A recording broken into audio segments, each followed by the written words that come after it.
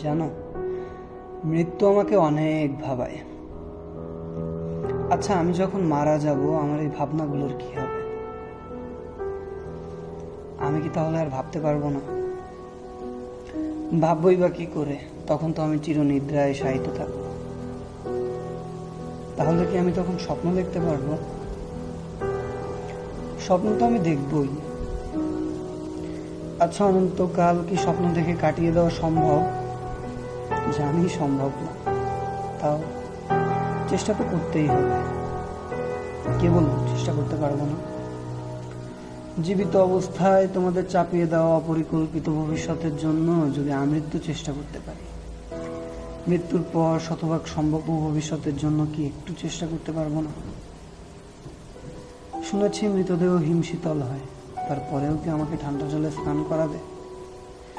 সারাটা জীবন সাথে থাকবে না জেনেও যে দেহের চর্চায় আমি পুরোটা সময় পার করে দিলাম। এই বেলা শেষে সে দেহটাকে কয়েক পয়সার হলুদ চন্দন দিয়ে না ধুয়ে দিলেও পারত।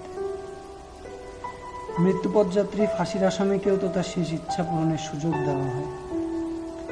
তবে তোমরা কি পারতে না সেই প্রিয় জামাটা পরিয়ে আমাকে শেষ বিদায় দিতে? কই, সারা জীবনই তো চাওয়ার পাওয়ার মধ্যে বড় বিভেদ পেয়েছি।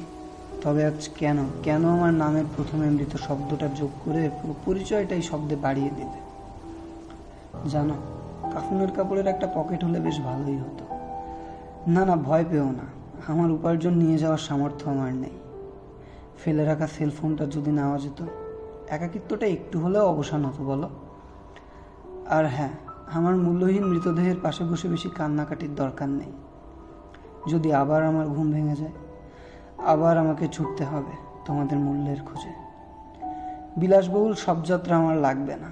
প্রকৃতি যদি নাও চায়, পারলে একটু কৃত্রিম বৃষ্টির ব্যবস্থা করো, যাতে আমার চিরনিদ্রায় ব্যাঘাত না ঘটে।